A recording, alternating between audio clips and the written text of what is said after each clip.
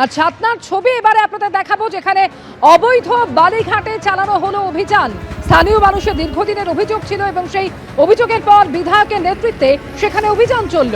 আর সেই অভিযানে বাজেয়াপ্ত করা হলো মাটি কাটার machine, tractor, motor bike, laptop, এমনকি নগদও বাজেয়াপ্ত করা হলো। বাঁকুড়ার ছাতনা থানার কাকি গ্রাম গত 3 বছর ধরে এলাকায় অবৈধভাবে বালি উত্তোলন চলছিল বলে অভিযোগ, এবং তারপরেই সেখানে অভিযান চলে। বারবার প্রতিবাদ করেও বালিঘাট বন্ধ করার দাবি করলেও স্থানীয়দের আপত্তিকে পাত্তা দেওয়া হয়নি।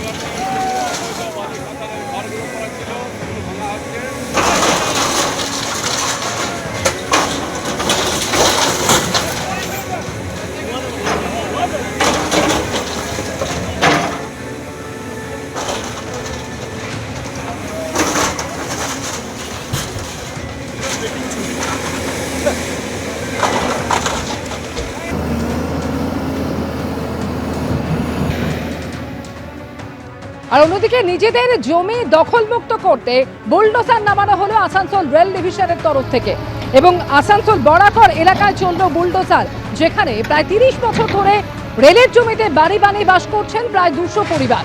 বারবার নোটিশ দেওয়া হয়েছিল, কিন্তু কোনো রকম কাজ হয়নি। গতকাল এলাকায় মাইকে প্রচার চালানো হয় এবং তারপর আজকে আরপিএফ কে সঙ্গে নিয়ে বুলডোজার চালালেন রেলের আধিকারিকরা।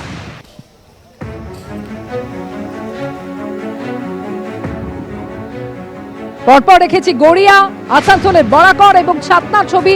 একদিকে বেআইনি নির্মাণ ভাঙতে বুলডোজার নামলো গড়িয়াতে, অন্যদিকে আসানসোলের বরাকর যেখানে জমি জবরদখল মুক্ত করতে নামানো হলো বুলডোজার, আর অন্যদিকে ছাতনাতে অবৈধ বালিঘাট ভাঙতে বুলডোজার চালানো হলো।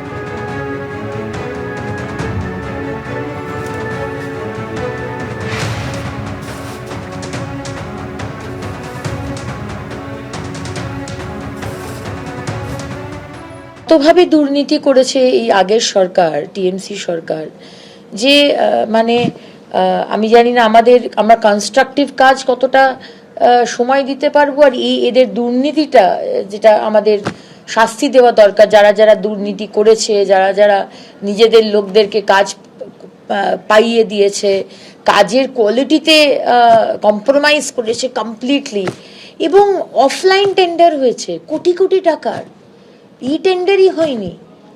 সুতরাং আজকে অরূপ বিশ্বাস কোটি টাকা খরচা করে পাবলিক টয়লেট বানাচ্ছেন, যার লিগ্যালিটি গভর্নমেন্ট নর্মস ফলো করা হচ্ছে না, এবং সেখানে বিউটিফিকেশন, এটা বাচ্চা বাচ্চা ছেলে মেয়ের মূর্তি, যে পশ্চারে তারা দাঁড়িয়ে আছে, এগুলো তো ভীষণই কি বলবো, মানে নিম্ন রুচির।